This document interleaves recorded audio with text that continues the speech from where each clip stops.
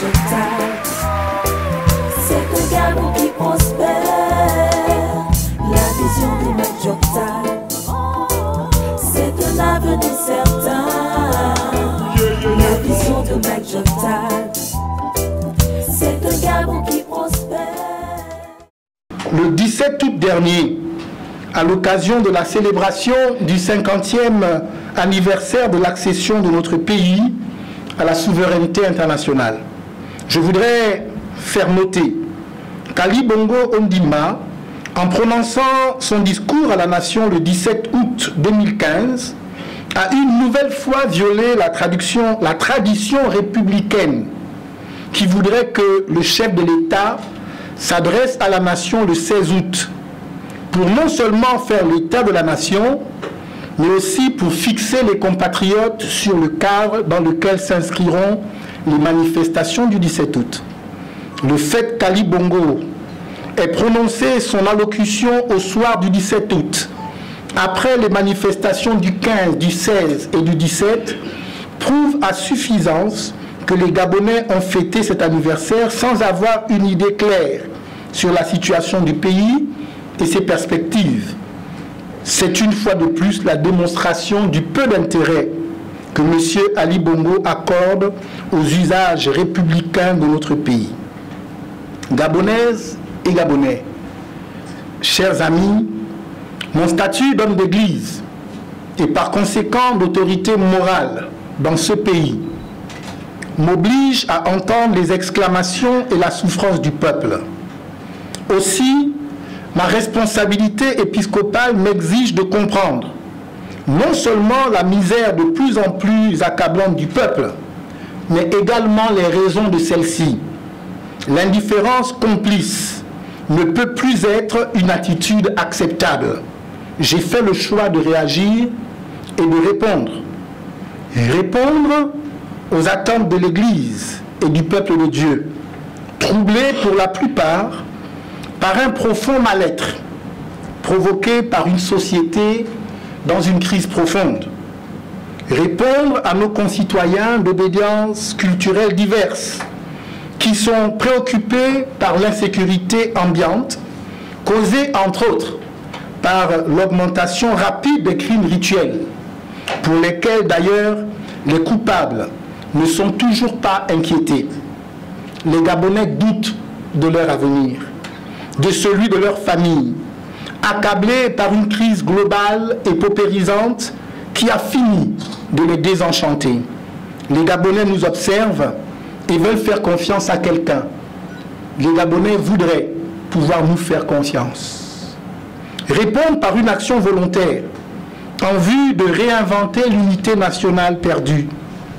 L'unité nationale gravement affaiblie ces derniers temps par une gouvernance politique fondée sur le règne d'une minorité de nantis, défiant la République et son idéal, et prônant au contraire et seulement la loi du plus fort. Enfin, puisque la démocratie a rendez-vous avec notre histoire, nous devons dès à présent répondre aux enjeux de demain. C'est notre responsabilité historique devant la nation, qui continue d'ailleurs de pleurer ses dignes fils, parmi lesquels André Mbaobam, le vrai vainqueur de l'élection présidentielle anticipée d'août 2009, et dont j'ai été l'un des plus proches compagnons de Barcelone jusqu'à sa dernière demeure à Medouneux. Un mot à mener avec courage, détermination et patriotisme le noble combat pour la restauration de la République et la grandeur du Gabon éternel, souvent d'ailleurs dans des difficultés extrêmes, et ce, jusqu'au sacrifice de sa vie. Le Gabon tout entier a su, à l'occasion des obsèques historiques de notre grand leader, se rassembler pour lui rendre un hommage plus que mérité. En sa mémoire, je vous prie de bien vouloir vous lever afin d'observer une minute de silence. À la mobilisation générale du peuple d'Amo pour pour faire aboutir son ambition dans les délais les plus brefs. Je l'ai déjà dit et je le dis encore, j'irai jusqu'au bout et vous pouvez compter sur moi. J'ai toujours tenu les engagements que j'ai pris et ceux qui me connaissent bien peuvent en témoigner. Et puis, je suis Gabonais. J'aime mon pays de toutes mes fibres et je me bats pour lui comme on se bat pour sa famille. Je veux l'aider à retrouver sa prospérité.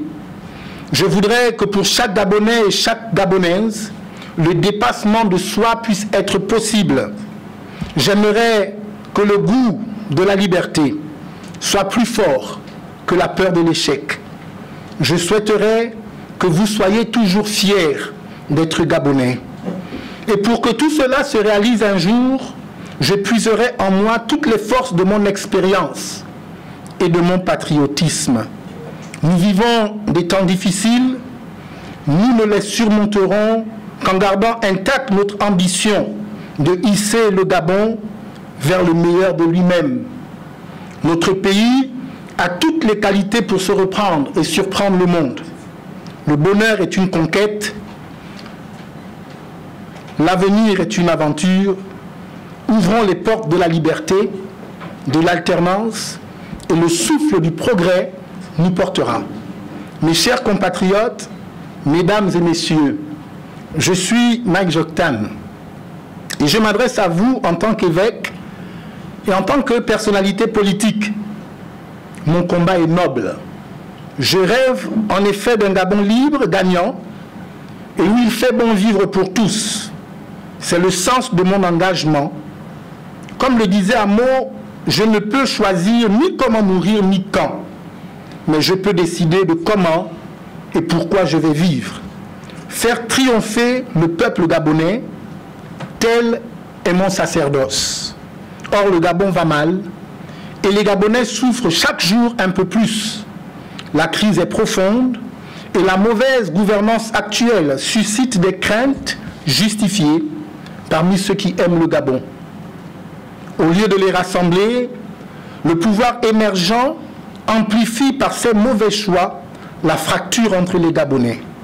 Monsieur Ali Bongo reste volontiers sourd aux appels au dialogue, exprimés à la fois par l'opposition, par héritage et modernité, un courant de Gabonais patriotes pourtant issus du PDG, et la communauté internationale. L'amour du pays nous impose à tous, pour le bien collectif, à inviter M. Ali Bongo à prendre l'initiative d'appeler les forces vives de la nation à un dialogue politique national inclusif. Alors, puisque nous entrerons bientôt en 2016, année de la future élection présidentielle, je lance un ultime appel à M. Ali Bongo afin qu'il prenne conscience, qu'il comprenne enfin l'urgence de ce dialogue politique. Ce rendez-vous exceptionnel sera l'occasion de discuter enfin, ensemble, des problèmes de notre pays au plan politique, économique, socio et culturel. La réflexion commune doit permettre de trouver des solutions opérantes, consensuelles et inclusives, qui seules pourront garantir la paix des esprits et des cœurs. La paix sociale est à ce prix.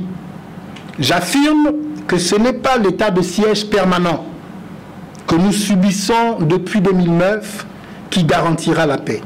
D'un côté, il y a sa légion étrangère et leurs obligés, les nouveaux riches devenus, par les détournements dans des proportions jamais égalées auparavant des deniers publics. Et de l'autre, des Gabonais lucides, intellectuellement honnêtes, patriotes et certainement sincères, regroupés au sein du mouvement Héritage et Modernité et qui demandent un changement de politique et de méthode. Le PDG est divisé en fait entre les monarchistes du Gabon, Mogabo, et les défenseurs de la République. En très peu de temps, Ali Bongo, Monsieur Ali Bongo a réussi la performance extraordinaire d'écarteler la base électorale reçue en héritage. Dans son discours du 17 août 2015, M. Ali Bongo a stigmatisé les enseignants qu'ils s'y sont régulièrement en grève, ne font en réalité que revendiquer de meilleures conditions de vie et de travail. Il a ainsi tenté de dresser la grande majorité du peuple gabonais contre une partie de ses composantes, en l'occurrence des travailleurs syndiqués. Il devrait plutôt assumer sa part de responsabilité et celle de son gouvernement dans les blocages et les incompréhensions à l'origine des crises successives et préoccupantes du secteur de l'éducation, qui est miné par de nombreux maux, parmi lesquels les problèmes de sécurité à l'école, de fraude aux examens, des effectifs pléthoriques, du manque de matériel pédagogique, etc. Monsieur Ali Bongo, sachez que vous ne pourrez pas réformer ce secteur sans les enseignants. L'éducation de la jeunesse est une priorité. Aussi, les choix budgétaires effectués doivent le démontrer. Le gouvernement doit revaloriser les salaires des enseignants, tous les enseignants, y compris ceux du préscolaire et du primaire, et tout mettre en œuvre pour moderniser notre système éducatif. La fonction d'enseignant est une fonction noble que vous devez de protéger. Je ne conçois pas qu'un gouvernement qui se dit responsable puisse être en conflit permanent avec le corps enseignant, aussi bien en période scolaire que pendant les vacances. Le discours du 17 août 2015 a fini de me convaincre du mépris de M. Ali Bongo pour le peuple gabonais. J'affirme, pour être entendu, que le Gabon n'a pas besoin de monnaie, juste de bonne gouvernance. Le Gabon est un pays riche qui n'a besoin de la générosité et de la pitié de personne. Le juste partage des ressources que Dieu nous a données suffirait à combler les attentes de tous. Le peuple gabonais est un peuple digne, autonome et habitué à l'effort. En tout cas, il s'agit de la vision que j'ai de mes compatriotes. Monsieur Ali Bongo, ne nous insultez pas en nous promettant des dons de biens immobiliers qui, en France, font l'objet d'une procédure judiciaire dans le cadre de l'affaire dite des biens mal acquis. Ce que les Gabonais veulent et qu'ils méritent, ce n'est pas ce que vous êtes venus promettre, et dont d'ailleurs nous doutons de la faisabilité, mais d'un travail bien rémunéré pour tous. Toutes nos cultures enseignent ce même principe biblique. Tu mangeras ton pain à la sueur de ton front. Donnez donc du travail aux Gabonais. Mais par contre, puisque vous vouliez traiter de la question de l'héritage de feu Omar Bongo, il me semble que vous auriez pu commencer en répondant clairement, preuve à l'appui, à la question troublante de votre filiation et donc de vos origines. Vous savez que cette question est cruciale, surtout à moins d'1 an de la présidentielle. Toujours dans le discours du 15 août 2015 sur le plan économique, M. Ali Bongo s'est vanté pour le Gabon d'une croissance économique oscillant autour des 5% entre 2010 et 2014. Il a ensuite reconnu que cette croissance n'aura de sens que si elle permet de créer plus d'emplois et d'aider nos populations à sortir de la précarité et de la pauvreté. À mon sens, il n'y a pas de meilleur aveu d'échec de la politique de l'émergence. Les familles gabonaises dans les villes et jusque dans l'arrière-pays ne voient pas les dividendes du progrès que revendiquent les ailés de ce régime. Les entreprises privées licencient à grande échelle, quand elles ne ferment pas simplement boutique. L'administration publique est régulièrement en grève. On entend dire que même les banques sont également en situation difficile, singulièrement la Banque gabonaise de développement, autrefois fleuron de l'économie nationale. Elle n'est même plus capable d'octroyer des crédits ni à la clientèle extérieure, ni même à ses employés. Partout, plutôt que d'accélérer la mobilisation des ressources longtemps inutilisées, les licenciements abusifs et ininterrompus sont devenus la marque de fabrique des prétendus grands managers en panne de stratégie de développement réaliste et offensive. Monsieur Alexandre Barraud-Chandrier estime à juste titre que la compétence technocratique se fait toujours attendre pour envisager sérieusement l'émergence. L'État privé de sa capacité d'impulsion au profit des agences pilotées depuis la présidence de la République ne joue toujours pas son rôle de moteur du développement. M. Ali Bongo et son gouvernement semblent être dépassés par la situation et n'avoir plus aucune solution à apporter. La crise financière liée à la baisse du cours du pétrole réduit encore les possibilités, les marges de manœuvre du gouvernement pour répondre aux exigences de développement et aux attentes des populations. Le pouvoir émergent n'a pas su profiter des années précédentes de fortes plus-values pétrolières. Et aujourd'hui, à la crise politique majeure, s'ajoute par le fait de l'incompétence et de l'amateurisme une crise financière aiguë. Au plan social, les Gabonais ont du mal à comprendre la société dans laquelle ils vivent. Avec ces statues érigées aux principaux carrefours de la ville, d'une sculpture particulière, témoignant d'une sorte de néo-colonisation, tirant son inspiration d'Afrique de l'Ouest, suivez mon regard, et non du génie gabonais propre. Des édifices publics, symboles de l'histoire en marche, détruits sans que la moindre explication ne soit fournie par le pouvoir émergent.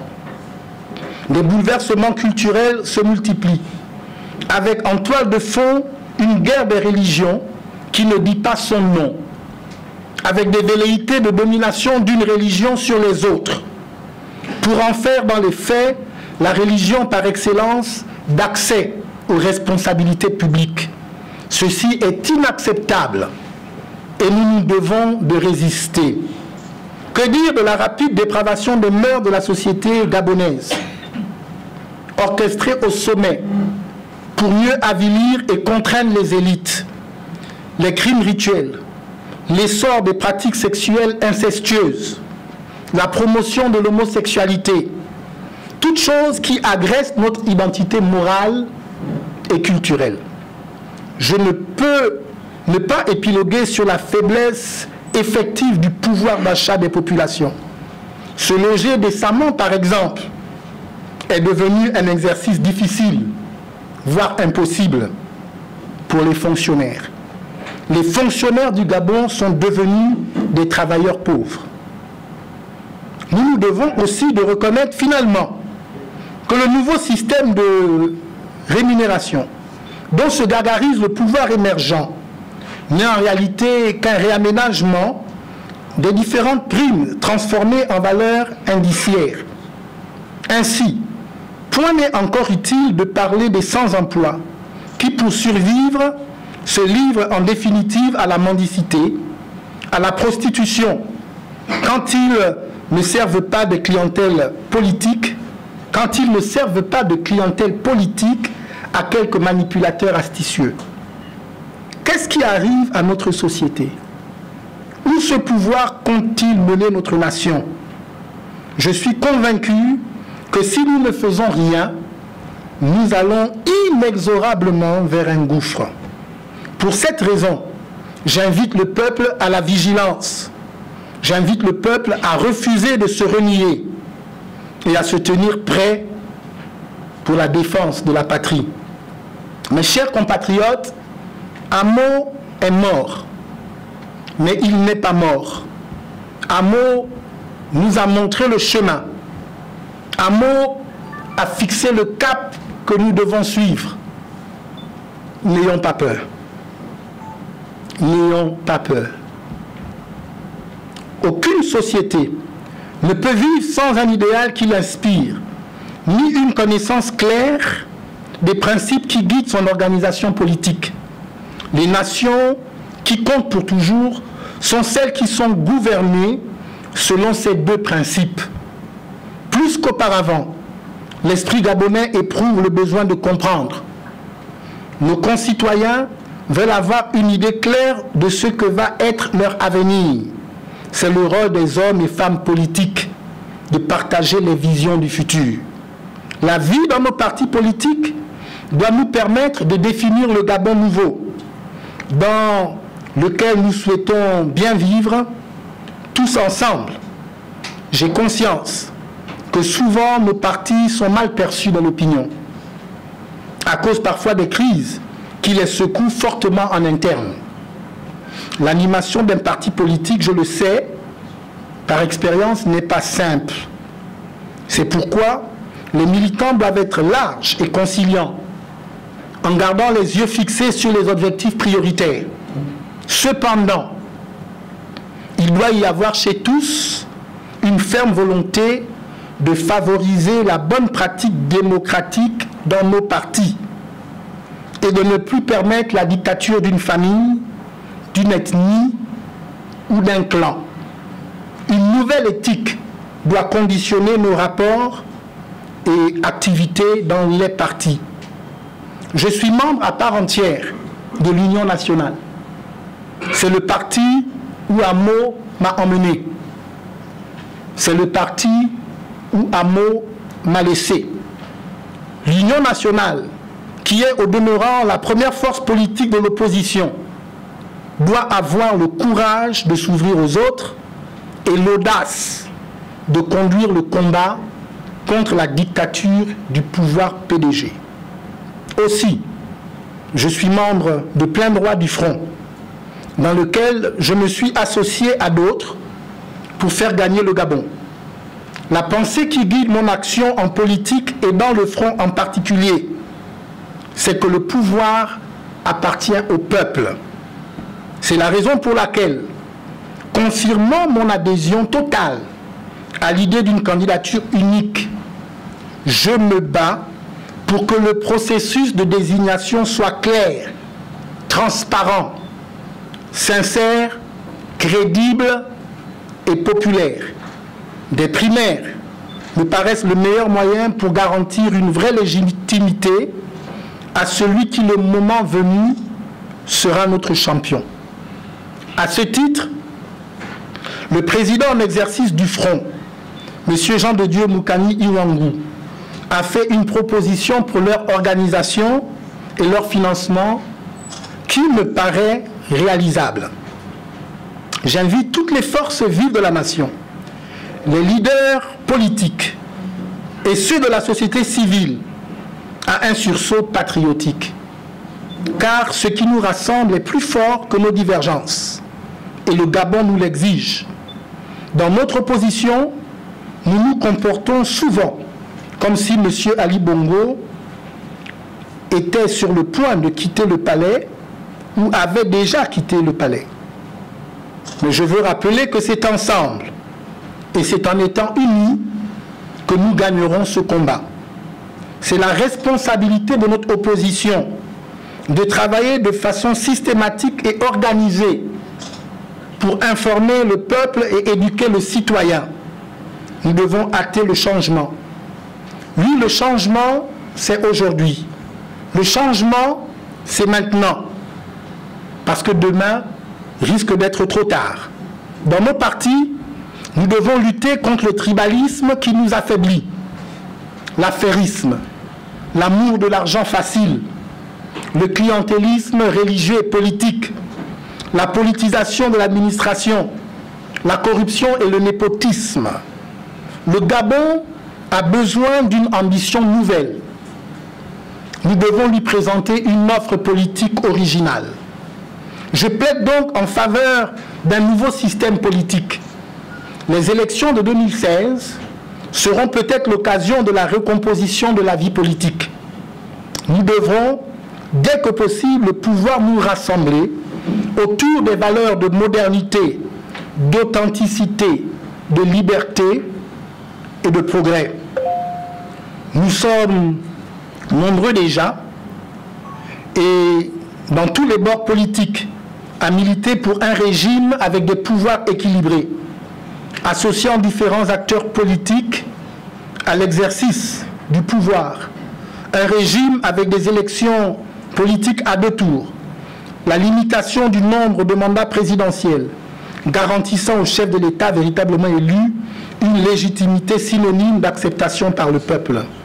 Le Gabon doit devenir une vraie démocratie, avec une présidence de la République forte, mais aux antipodes de l'hyper-présidence actuelle, qui confère paradoxalement au président de la République l'omnipotence, l'irresponsabilité, mais la permanence au pouvoir.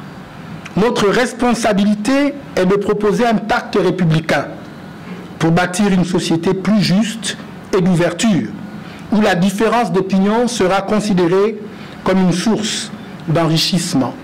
La présidence de la République étant la clé de voûte de toutes les institutions, il faudra au plus vite en restaurer la dignité, le prestige et l'efficacité. Cela passe par l'avènement d'une présidence modérée avec des contre-pouvoirs institutionnels réels. Mes chers compatriotes,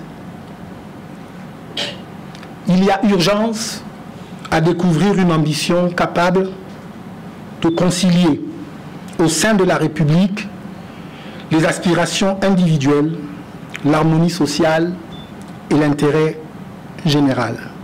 Cela me semble possible. Maintenant, je vous remercie.